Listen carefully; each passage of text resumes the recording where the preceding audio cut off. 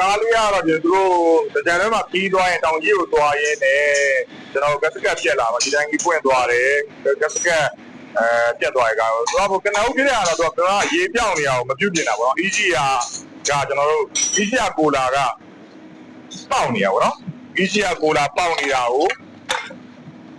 ECR ကိုလာပေါက်နေတဲ့ဟာကိုဒီမှာဆိုတော့ဒီECR ကိုလာပေါက်နေတော့ဒဲတုံးနဲ့ရေးပါမလဲတော့ခီးထွက်သွားတော့မပြောလင်မဲနဲ့ကအင်ဂျင်ကန်လဲရတာပေါ့အင်ဂျင်ဖန်း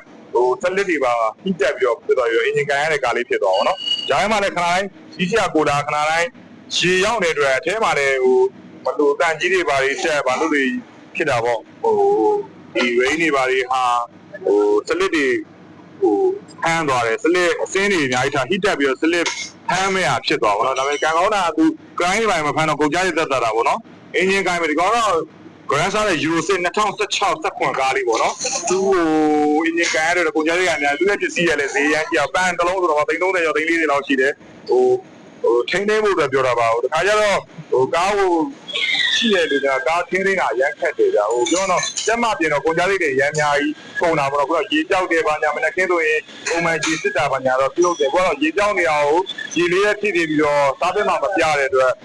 မကုန်နေမဲကုန်းသွားတဲ့ຢာလေးဖြစ်သွားပါတော့ECR ကိုလာလေးလဲမဲ့ဆိုရင်တော့ဒီECR ကိုလာဒါလည်းအတစ်တကူကလည်း30လောက်ရှိတဲ့အတွက်သူအင်ဂျင်ကိုင်းတာလည်းကြည့်တော့တော်တော်ကုန်းသွားမယ်သဘောဖြစ်နေတာကိုနဲ့ECR ကိုလာလဲမယ်တော့အင်ဂျင်ကိုင်းကြတော့မလို့ပေါ့နော်ကြံကောင်းတာတော့ grind တွေပါတွေကတော့ဘာမှတော့မဖြစ်သွားဘူးပေါ့နော်အားလေးကတော့